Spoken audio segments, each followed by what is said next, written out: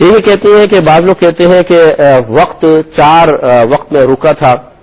ایک جب سرکار سفر معراج پہ تشریف لے گئے، دوسرا جب حضرت علی رضی اللہ تعالی عنہ کے زانوں پر نبی کریم صلی اللہ علیہ وسلم نے سر رکھا ہوا تھا، عصر کی نماز کا وقت نکل رہا تھا، بالکل آخری ٹائم تھا، تو پھر سرکار نے سورج کو واپس پلٹایا، گویا کہ وقت ٹھہرا.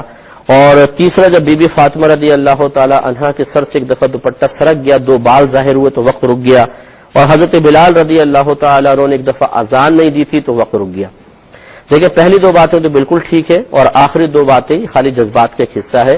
بی بی فاطمہ رضی اللہ تعالی عنہا کا بڑا مقام ہے، بڑا مرتبہ ہے. اللہ تعالیٰ ان کے قدموں کی خاک کی برکت سے ہماری اور ہماری پوری نسلوں کی بخشش و مغفرت فرمائے. بہت اعلیٰ مرتبہ ہے، بہت اعلیٰ مقام ہے.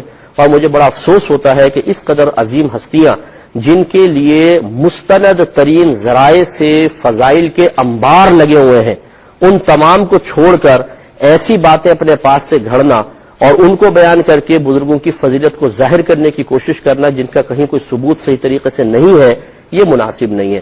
تو آپ بخاری اٹھا لیں، مسلم اٹھا لیں، دیگر اور آپ قرآن اٹھا لیجئے. الہادی کے اندر اگر آپ نے سنا ہو، ہم نے کتنے فضائل بیان کیے اہل بیت کے قرآن کی آیات کی روشنی میں. تو بہرحال یہ بی بی فاطمہ رضی اللہ تعالی عنہا کا ایسا کوئی واقعہ نہیں ہے، یہ کسی نے اپنے پاس سے محبت میں بنایا ہوگا لیکن صحیح نہیں ہے. اسی طرح یہ جو قوالیوں میں بھی بعض اوقات اس طرح کے شعر پڑھتے ہیں کہ بلال نے اذان نہیں دی تو سحری نہ ہوئی، تو یہ بھی کوئی واقعہ نہیں ہے. کہیں بھی یہ واقعہ موجود نہیں ہے. من گھڑت واقعہ ہے کہ حضرت بلال رضی اللہ تعالیٰ عنہ نے اذان نہیں دی تو جی سحری نہیں، فجر ہی نہیں ہوئی. اگر آپ میرا بخاری کا درس سن رہے ہوں، کہ ٹی وی پر ہی آتا ہے درس بخاری ہمارا آتا ہے، اسی میں بھی کچھ دن پہلے حدیث ذکر کی تھی کہ نبی کریم صلی اللہ علیہ وسلم غزوے سے واپس تشریف لا رہے تھے، ایک وادی میں ٹھہرے تو بلال رضی اللہ تعالیٰ عنہ کو حکم دیا کہ آپ یہاں پر یعنی پوری رات سفر کرتے رہے تھے، فجر سے تھوڑی دیر پہلے قیام فرمایا، سب ٹھہر گئے. سرکار نے فرمایا آپ ہمیں فجر میں اٹھانا. اور حضرت بلال رضی اللہ تعالیٰ عنہ کہتے ہیں کہ میں نے چٹان سے ٹیک لگائی ہوئی تھی تاکہ میں نہ سوؤں، اور آنکھیں کھول کے میں بیٹھا ہوا تھا، لیکن ایسی غنود کی طاری ہوئی کہ میں سوتا چلا گیا، اور اس وقت میری آنکھ کھلی جب سورج نکل آیا تھا.